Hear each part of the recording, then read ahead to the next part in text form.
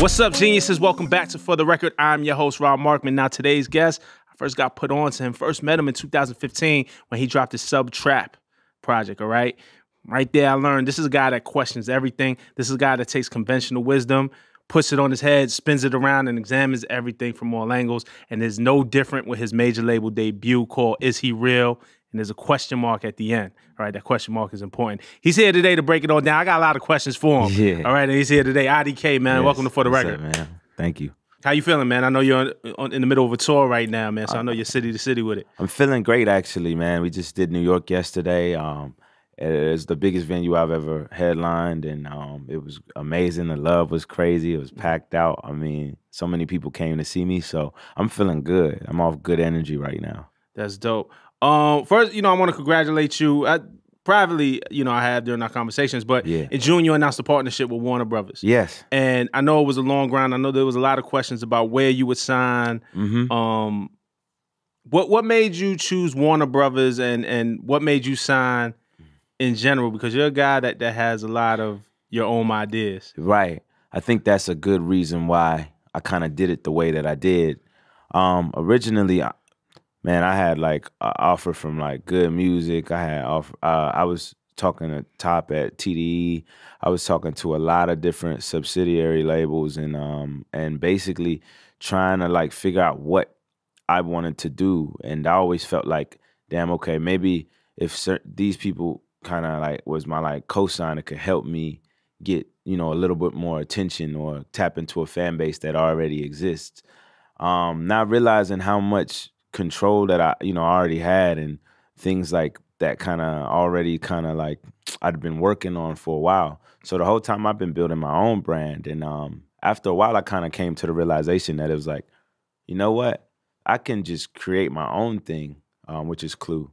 And not only just have control, but have the ability to bring other artists and other people on board to kind of help build their careers as well. You know what I'm saying? It's a bigger picture thing. Whereas if I would have went to anywhere else, I would have been under everybody else's ruling, and I just don't work the best that way, Right. Yeah, me knowing that about you, it definitely is like, how's this gonna work? Yeah. But was it hard? Because you look at a guy like Kanye, super creative. Yeah. MAGA hat notwithstanding. If you look at the totality of his career, Right. is a guy who usually challenge, like push creative boundaries and really fought and feels like an artist is artist. And same 100%. thing with Top and the team at TDE and the way Kendrick gets to be wildly creative and SZA Right. gets to be wildly creative with no bounds, and they're not necessarily the same Right. or the same in anybody else. Mm-hmm. Plus their success. Mm-hmm. Was that hard to turn down, or was that hard to be like just march to the beat of your own drum? To be honest, everything kind of fell into place the way that it needed to in order for me to make the next, moves. Hard walking away from certain things, I wouldn't even say it was that, because it wasn't so much like, oh yeah, I'm gonna walk away from this and I'm gonna do my own thing. It was more circumstances caused me to say this. I'm in a place right now where I realize that nothing that happens to me isn't supposed to happen to me. You feel me? And this is a prime example. Where I'm at today and what I did yesterday and what I ate, everything is supposed to happen that way. You feel what I'm saying? Do you believe in a higher power? Yes, 100%. We're gonna get into this album, man. Is he real? Yeah. And really, I think the question mark is very important in the title too. So is he real as a question? I said in the intro that you kind of challenge these preconceived notions, these social norms, and you are kind of the cat who questions everything. What was the moment, like what was the start of just conceptualizing this album? The start of conceptualizing this album is the questions that I've been asking myself my whole life. Right. I remember I was 3 years old and my aunt told me about God for the first time. And she said, if you're bad, you go to hell. If you're good, you go to heaven. When you go to heaven, there's all of these wonderful things. You can get all the toys that you want. You get all of these beautiful candy, all of that stuff, right? And God is going to love you. If you go to hell, you're not going to like it. That's pretty much what I remember. That was my first time ever having any understanding or thought even of the concept of religion. And that was the start of the battle that I kind of had the rest of my life. You feel what I'm saying? So with this album, I like to say I've been making it my whole life because it's all based off of things that I've been thinking for a while, and then just kind of finding a way to put it into my music. I always wanted to make this album, but I kind of wanted to wait a little bit because I always felt like it wasn't never the right time. There was things I was still going through in my mind. There were battles I was still having, you know? So that's kind of really how it started, though. So, you know, while you're doing Subtrap, or, you know, just any of the other projects coming up, like this is still like a concept in your mind. You just didn't you didn't rush into it. Didn't rush into it, no. And then I think it's something, you revealed this on your Twitter anyway, so anybody who doesn't know, because I'd imagine there's a lot of your fans that's going to be watching this, a lot of people who just watch the show who may be discovering you for the first time. But, you know, the thing that I love about this album is that it takes a couple of listens. It takes like for it to really sink in. Yes. And each listen, like, there's a realization of something maybe you didn't get the last time. There's a lot of layers to it. I think conceptually, certain things people didn't understand. And a lot of people didn't understand it because they don't have an understanding of me. And when I say that, I mean as in people are still learning to trust me as an artist, right? In a world where there's so many people who make music and don't think deeply enough into the concept of their album to weave certain things together, to put certain things together. One thing I want to say on this right now is when I make a song, when I make an album, no matter what you might think, everything makes sense together. You may not get it the first time. You may not understand it until I explain it to you, and that's fine. I'm okay with that. But understand everything, every song, every detail of this album, I really went into it. I remember I tweeted, my album is more of a Da Vinci Code than a crossword puzzle. And people were offended by that. And I didn't mean it in no arrogant, like, I have the greatest album of all time way. No, I didn't mean it like that. All I meant was, when I made this album, I seriously said, I would love for this to be the Da Vinci Code of rap albums. And when I said that, that was basically all the details that I put into the coding of how I put the album, even the artwork, even the track listing. A lot of people know now. That's what I was going to get into. Yeah, talk about it. The last letters of each word on the album spell, you see for yourself. Is he real? You see for yourself. Is he real? You see for yourself. If you notice, I never really answered a question of is he real throughout it, because I want you to see for yourself. You feel what I'm saying? I tried to make an album that was different in the concept of most people kind of give you their perspective, right? And then they say, this is what I'm dealing with. This is what I think. This is my thoughts. And it's a complete thought. I wanted to say, this is what I'm dealing with. This is what I think. But what do you think? That's what this album is. It's a conversation piece. Exactly. Yeah, you know, I applaud that because I did, with the track listing until you pointed it out, I had never seen that. And I'm big on music in general, but hip hop specifically, our genre, being around 40 years. Right. And when somebody could do something that we've never seen before or spit a line, you know, you heard, you know, you can't see me like Stevie a million times. Like, we got to stop with the Stevie Wonder lines at this point. You know what I'm saying? So when you can give me something that I've never seen, and what I've never seen is the track listing with the last letter of each song on the track listing actually spelling out something. There's a lot. That's just one thing. And that's what I mean by Da Vinci Code. It's literally a coded album. Everything is coded. Everything I say, everything that I do, how it's put together, even instrumentals, even certain samples are purposely put there for a certain reason. Right. You feel what I'm saying? Yeah, I love the opening skit and then the first track, right? Because the opening skit starts out with this kid and it sounds sweet and innocent, and at the end he questions if God is even fucking real. Yeah. Right? You know what I'm saying? Actually doesn't question it, makes the statement that God isn't real. Yeah. And the next track is 4,200 Choices. Right. Which speaks to, you know, they say there's approximately 4,200 different religions in the world. Talk about just putting that together. Does it really come like that? Like in terms of, and it sounds foolish, like we hear the album in a certain order. I'm not assuming it's created in that order, but everything kind of falls into place so perfectly. So here's one thing. When you don't get an album's concept, right? a lot of artists say, "Oh, you don't get the album's concept, so this album, you don't know how good this album is." That's not how it should go. At the end of the day, it's about the music. That's the number one thing, right? So when I put the project together, sonically, I try to make sure that the instrumental makes sense together next to each other. I'm diverse. I don't really like to make one type of sound. I'm not like trying to be in a box ever. So I know that because I can jump from a song like 4200 and then do a song like December, things have to make sense with the song before and after in order for it to feel right. So when I'm thinking about the instrumentals, I'm thinking about which instrumentals make sense sonically first.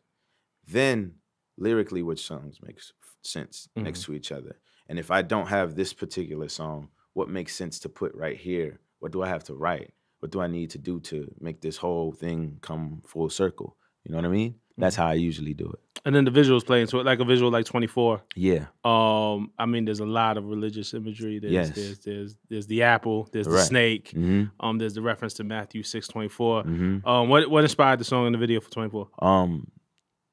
24. Let me break it down for you. Let's go.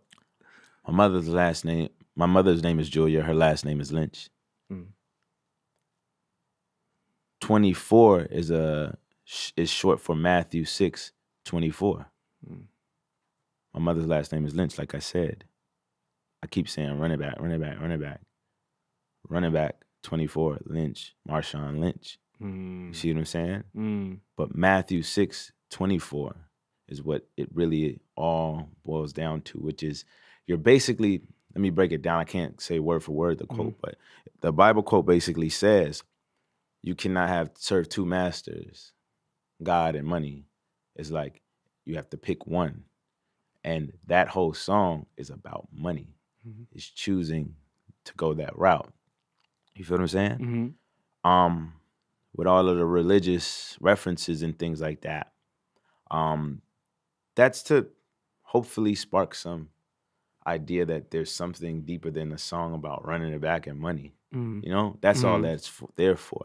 And for people to go and want to dig into it. You know what I mean? I'm going to jump ahead a little bit because, again, I'm assuming if you're watching this, you heard the album and you enjoy it to whatever degree.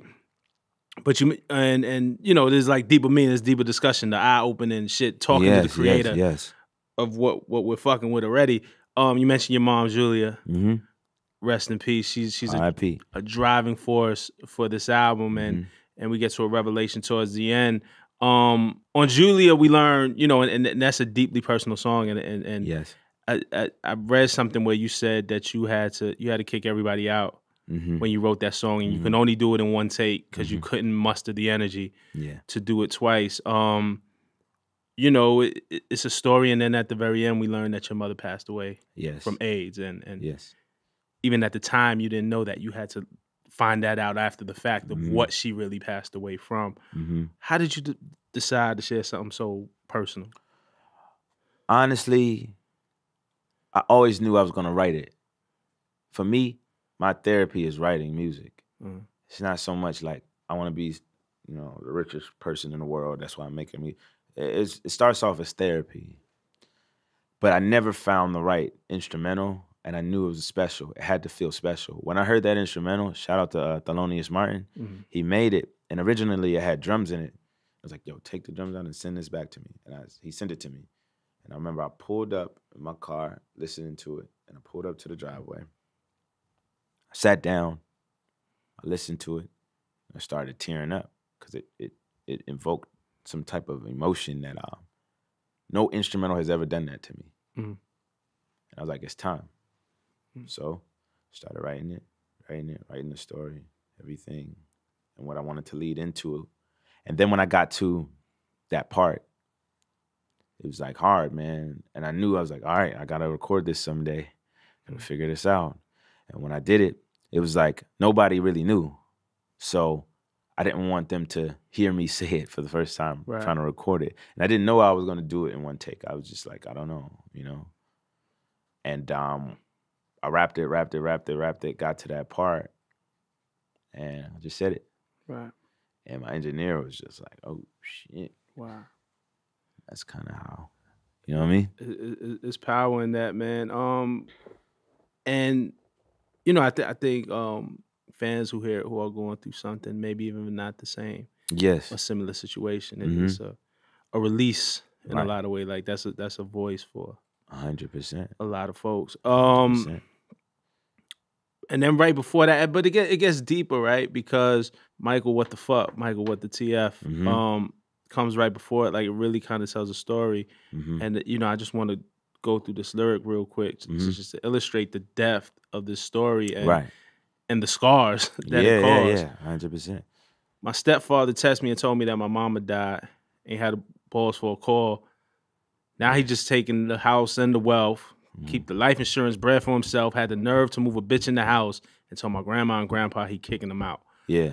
But what we find out in Julia is that your mom contracted AIDS or HIV, which turns into Right, AIDS right. through your stepfather. Yeah. So that's what, I heard from my aunt. And with that whole situation, the sad part was most of that stuff happened after my mother passed, and I kind of understood what was going on. Unfortunately, that's kind of the way I guess that's life, you feel me? Yeah. Like that's kind of how I look at it, I have to learn from it and move on from it. I don't feel like there's a weight over my shoulder anymore. When it first happened, it was so much confusing because I'd known my family for so long, or my stepfather for so long. And it just shows you like you might not know somebody the whole time you've been, 23 years, was it? 20, however long. How old were you when she passed? I was like 25. Okay. So you're She just passed. Like it wasn't that oh, long. it wasn't that long ago. Yeah. Wow, man. My condolences Yeah, nah, it's for all real. good. It's all good. When's the last time you spoke to your step? Is there even a relationship there? Can there be a relationship there at this point? For me, it's never something. I'm a forgiving person. If someone can genuinely speak to me and be honest and show that they have remorse, it's bad. That's like my weakest point, probably. I mean, probably strongest in the sense. Right. My ability to forgive is very strong.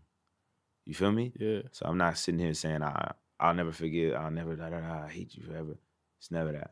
Right. You know what I mean? Right. And it takes a lot. It takes a lot. Like it takes a lot. I'll be honest, and I see myself as a pretty forgiving person. I couldn't forgive that. I don't know if I could. You know what I'm saying? That's a lot. That's what I'm saying. That's a lot. And forgiving and forgetting are two different things. Mm-hmm. You feel me? And that's what people need to fully understand when they're dealing with the concept of having to forgive. Mm. And this plays all into obviously deeply personal, and I thank you for sharing because I know too from an artist's perspective it may be easier to say this in the booth and kick everybody out than sit here and talk about to me about it with all these cameras here. Right. So I thank you for that. Yeah, you know what I'm saying? I appreciate the time you taking the time to really listen and want to ask that. Yeah, nah, for sure. But it also plays again into the theme of the album because I hear that, and that might make me question, even though that I believe in God and I believe in the higher power, but exactly, is he real? Like those are moments when you might question things. On Julia, it's very low, but if you listen, every line that I say, especially in the beginning, I ask, "Where's God?" in the background. Right. I say, "Where's God? Where's God? Where's God? Where's God? Where's God?" It's like all of these things is happening. Where's God? Where's God here? Where's God when this happens? Where's God when this person goes through this? Where's God when this happens? Where's God when my mom died? And that's kind of like what I want people to understand. So it's funny, well, not funny, but it's interesting. And you talk about the ad lib, "Where's God?" on Julia. Yes. When we talk about this questioning, is he real? Right. Yeah. But on a song like Lily, mm-hmm. in the background, I know there's tucked under, there's the ad lib of Devil that keeps repeating itself. So there's these things kind of really tucked under that are very deliberate. Right. Everything, that's why I try to say, listen. If you think anything doesn't make sense in the album, just listen to it. Really listen to it. Look at the name, look at the title, everything. You know what I mean? Right. You know what's my favorite song on the album? Again, just being a hip hop head, a song like Porno. I knew you was gonna say that. To I me, already know. I feel like you made that song for me. But it's dope because there's a whole bunch of stuff on there. There's a whole bunch of samples. There's features. There's things that come in and out of the record that if you put it on paper, it doesn't look like it makes sense. I mean, everything from Pusha T to J.I.D. to Adult Actress, Capri Styles is on there. Yes. Then there's samples from Tribe Called Quest, The Roots, Milk Bone, if you know anything about that Jay-Z and Big L famous freestyle. That's on there. Down to the Spice Girls, like little references. Yeah. And you put it all together and mix it up, and it becomes this one song. And like, how do you go about putting that together? First of all, you say all of that, welcome to IDK's world. If you listen to me, just understand my world is a bunch of things that don't make sense. And let me get into that real quick. Yeah. You know why? I grew up middle class in a good neighborhood. Both my parents went to college. I went to a really bad school. I did a lot of bad things. I'm the first person in my family to go to jail. I went to state prison. I went to jail 3 times, and I went to state prison once. I went to state prison and college in the same year. I used to do tattoos in class. I used to skateboard at one point in my life. I used to sell cars on Craigslist. I used to fix cars. My life has always been a bunch of shit that just don't make sense together. It's like, how did you do all of this shit? And that's the reflection of the way my music is. It's a bunch of things that normally wouldn't make sense together, but when I do them, I just know how to put it together. So, boom, Porno. That's an example of my life.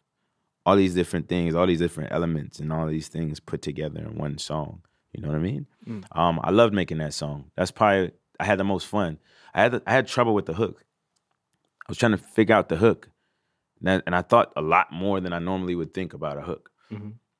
And originally we did the Spice Girls thing. The sample didn't get cleared. I had to fly Capri right back out. Because why would they clear this? Yo, I thought I had a chance. Why would they? I was like, yo, this shit's hard. You feel me? Right. Fuck it.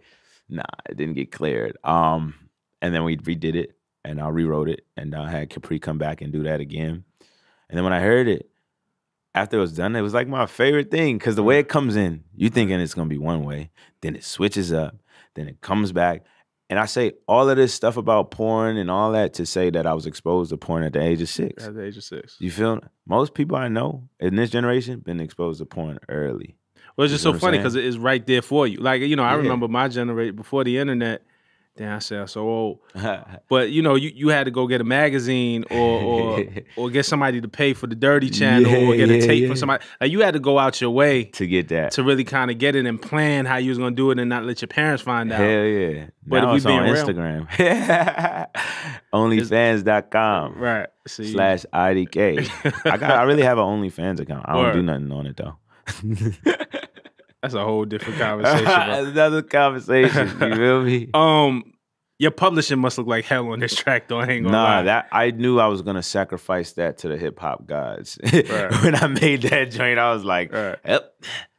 Well, it doesn't sound like a single to me anyway. So, and it's lo and behold, it's like one of the most streamed songs on the album. For sure. Well, I mean, how do you approach Pusha T or J.I.D. or I just hit him. Just hit them. Like, it makes sense to them right away. You know what I'm saying? Yeah, easy. Push. I DM Push.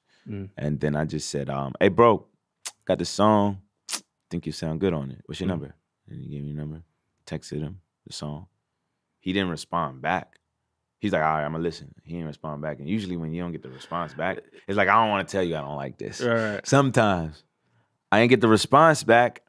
I was like, damn, maybe he ain't, but there's no way. He gotta fuck with this. Come on. Like, what? And then the next day or 2 days later, I was like, yo, did you get a chance to listen? He's like, hell yeah, I'm on it. It's done. I'm like, this shit is crazy. I'm like, all right, bet. And that was one dude, he said he was going to do it, and he did it. Like, I didn't really have to remind him too much and none of that. I respect him for that. Another person, Tyler, actually was going to be on that song. I remember, Tyler was going to be on it. It was right after Igor came out. It was right before tour. And everything was happening like so fast and everything was coming together. And he came over, but I didn't, honestly, when he came over, maybe it was to do the verse, but we just ended up kicking it, bro. I didn't even care about like whether we do the song and all that.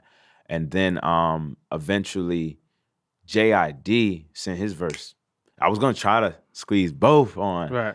but I also didn't want to make the song longer, so I wasn't sure how I was gonna put it together. Man, J.I.D. sent his shit. It was solidified, you know, and T hit me and was like, man, I'm really trying to get this done, but I gotta go on tour this date. And I was like, I got another idea. And that's how we came up with the other thing. I Do Me, You Do You, where it's just a conversation between you and Tyler. Yes, and honestly, I think, because obviously we'll work in the future. So that's cool. I think what we did end up doing, I like that a little bit more because I feel like he was in a place that no one's ever really seen him in when he did that. Right. I didn't expect him to say that. When I asked him about God, I thought he was like, man, this shit just fucking stupid. Like, you know what I mean? Like, he was actually like, he believed in high power. Again, because he's been so, in a similar way, you know, what I kind of said about you in the beginning, he challenges everything. Yes. You know, and sometimes, like, he'll just go all the way with it. Yeah. But yeah, it was a real kind of, it felt like a real conversation. Like, I had to rewind it. I'm like, yo, is that Tyler? Like, because you recognize the voice, but you might not recognize the mood or the sentiment as quickly. Yeah, that's why I didn't want to put, man, y'all got me though, man. Y'all niggas knew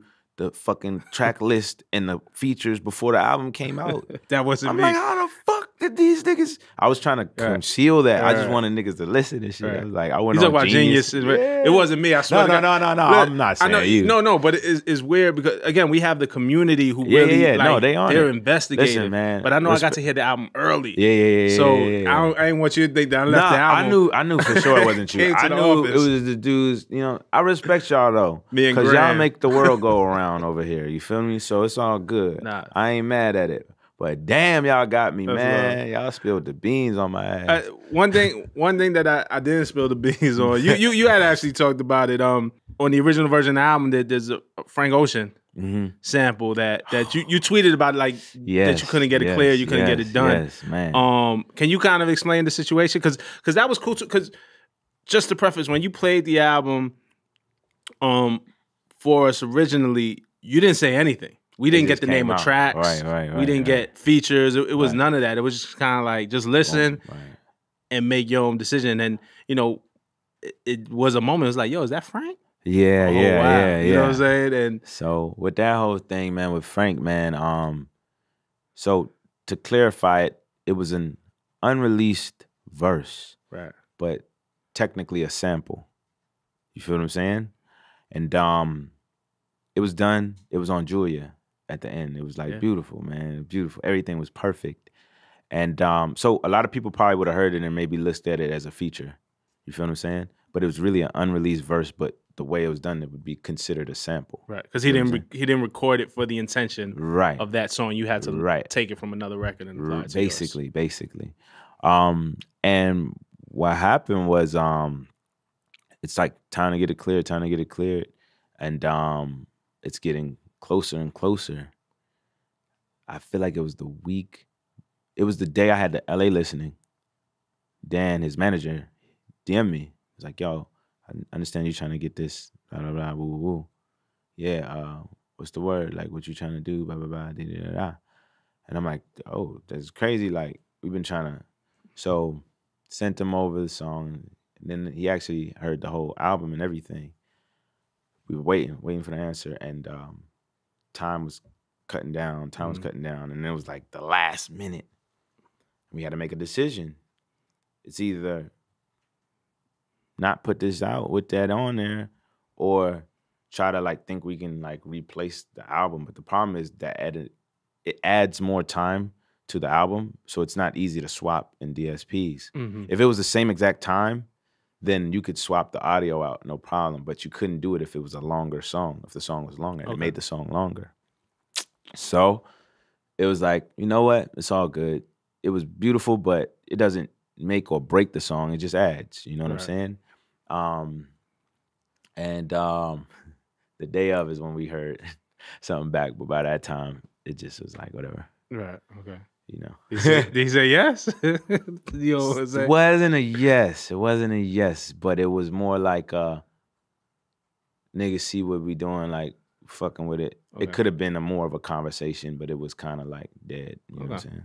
I mean, you know, he's the type of guy that moves like you very deliberately and has a Very. clear vision for himself. So And I respect that about yeah, him, and that's what people respect about him. And you know, there'll be hopefully something in the right. future. Like it ain't nothing to be worried about. Yeah. Now, and it's dope. And you know, the one thing I think because of the magnitude of Frank might have worked out better this way.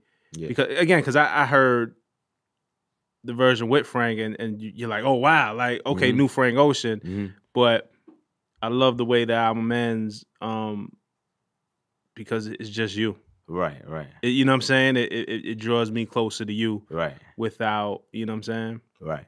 So 100%. Yeah. nah, that's dope.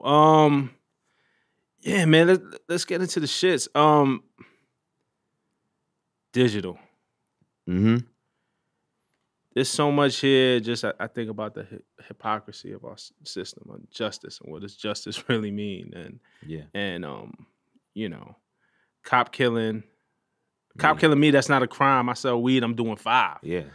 Yeah. When I was in jail, there's a lot of people in jail for 5 years for weed. Right. And I'm like, yo, so a cop could kill me and that's not a crime. Right. But if I sell weed, I could do 5 years. That's Right. crazy. Which is slowly with each state becoming legal. Yeah. So yeah, there's also a lot now of it's people. getting better. There's a lot, but there's still a lot of people serving time for weed that, offenses. Right. When in a lot of states it's not even. It's not in, yeah. That song is when I take the idea of faith in God and believing in a higher power and bring it back to reality and my reality and what I had to deal with and how I overcame that without God. Mm-hmm. It's like me saying, okay, I went to jail, I did this, I did that, but now I'm good. Like I did all these things, but now I'm a good boy. Used to be bad. And I also say like 9 times out of 10, he gonna die, he gonna go to jail. Let's not pretend.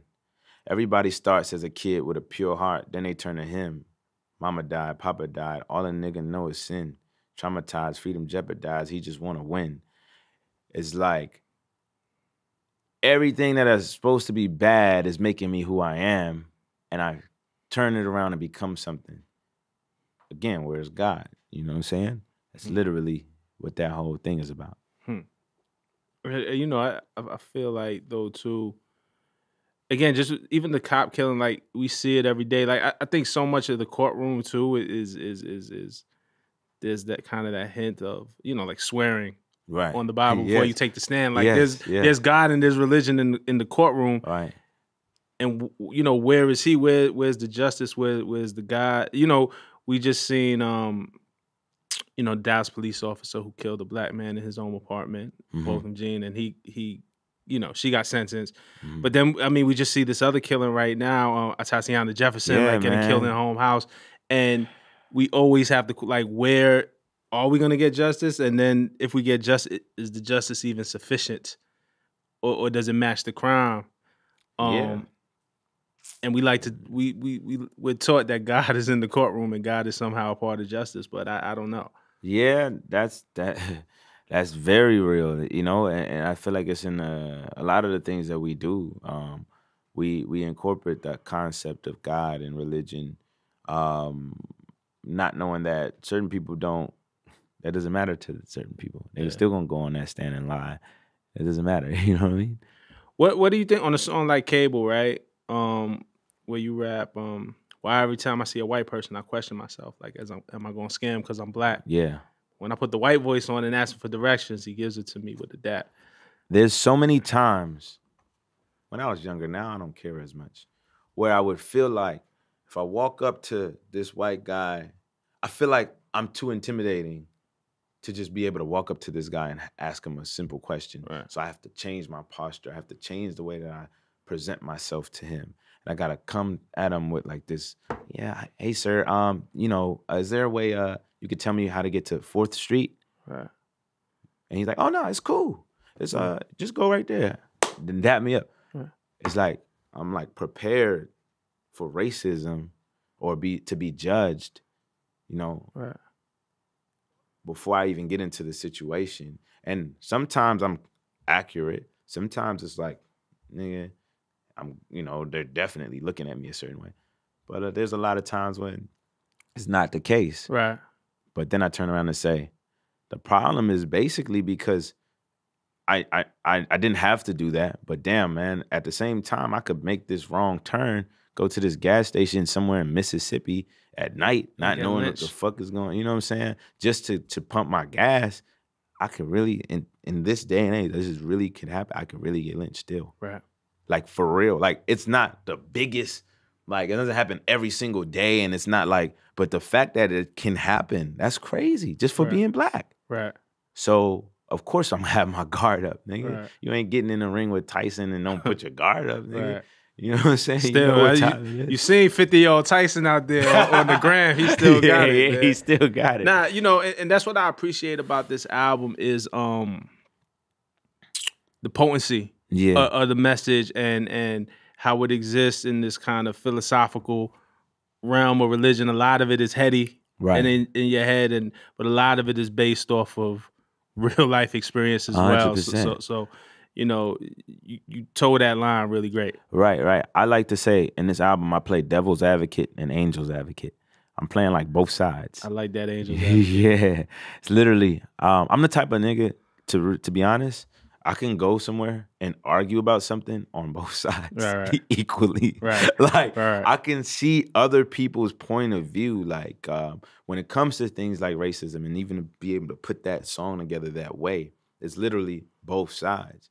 Because there's a lot of racist people that are, you know, white people that are like, don't give a fuck and want to da-da-da-da. And there's a lot of people that are cool as shit. Right. And like they don't want to like cause no problems, and they respect us, and they want to show us that they got love for us. You know what I'm saying? I feel like in our society we're trained to like say fuck these niggas, like fuck all these, like they hate us, all of them hate us.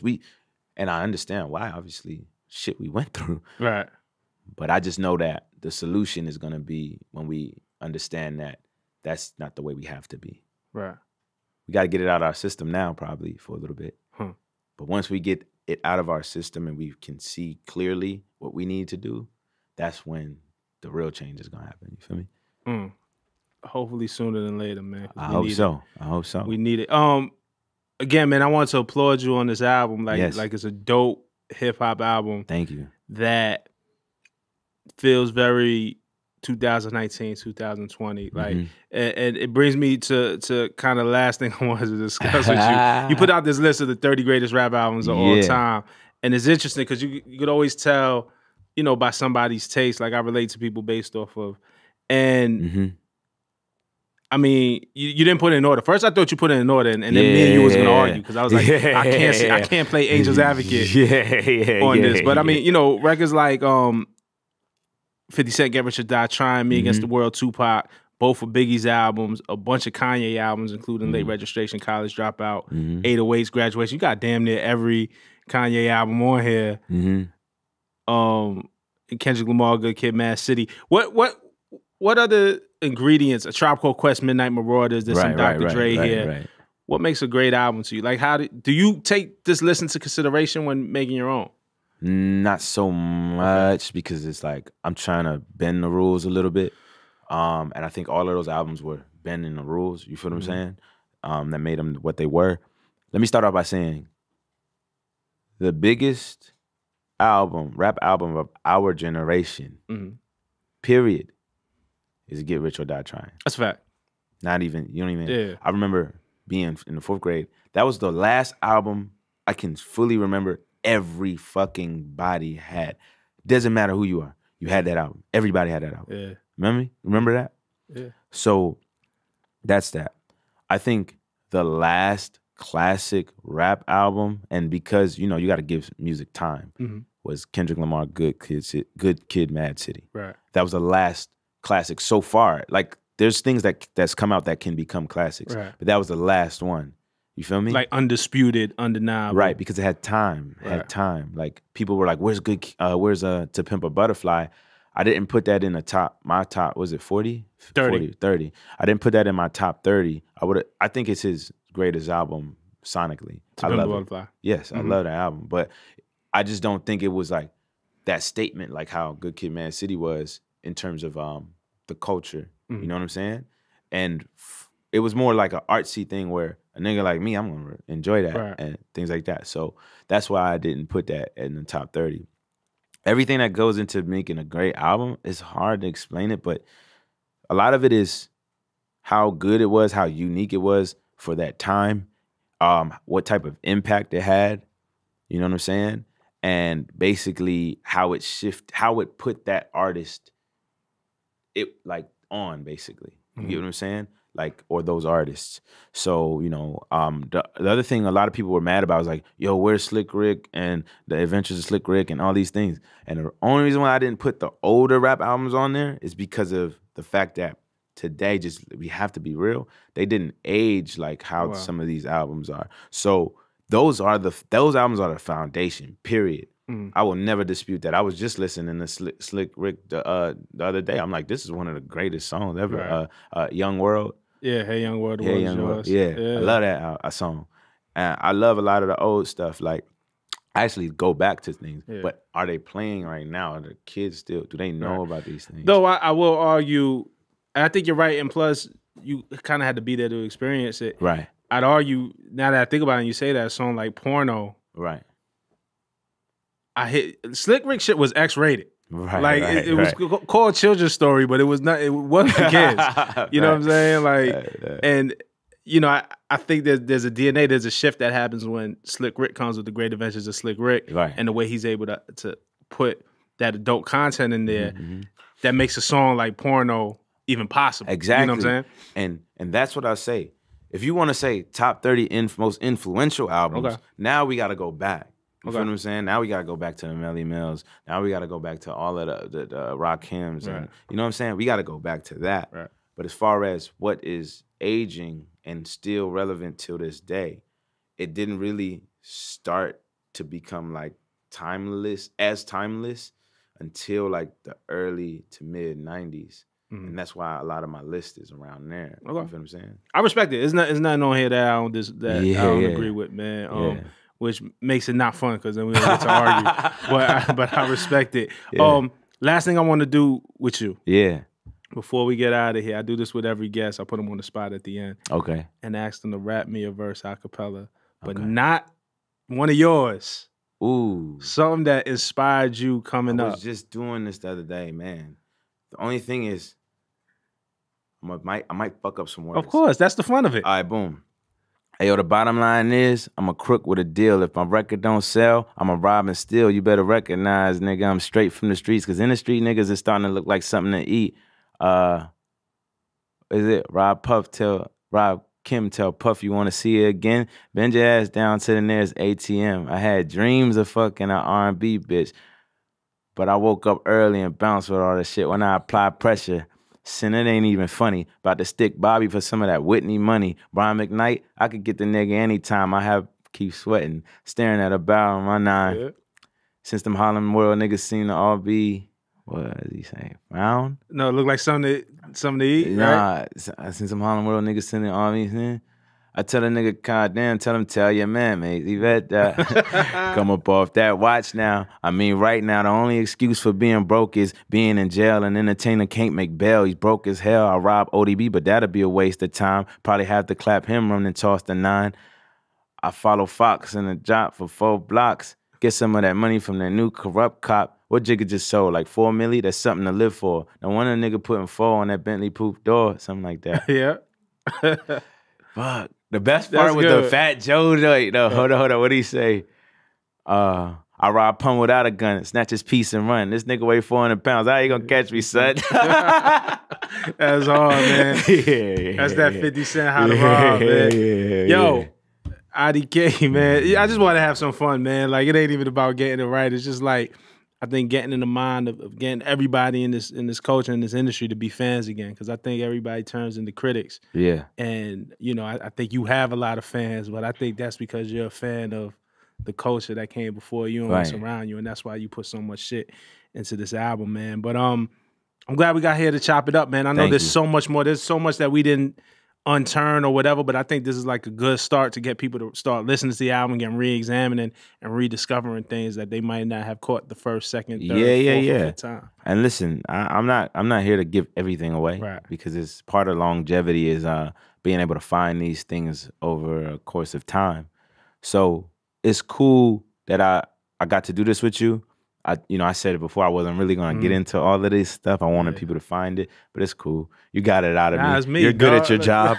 You know how to do this. Shout out to Raul too, producing. Yeah. Nah, so look, man, if you ain't gonna come here, where you gonna come, man? You feel me? But I appreciate you, man. Good luck on the road. Man. Thank you. I appreciate You know what I mean? that. You catch IDK coming to your city, and definitely check out Is He Real? I'm telling you, it's an album that came out September 4th, I believe was the release date. Yes.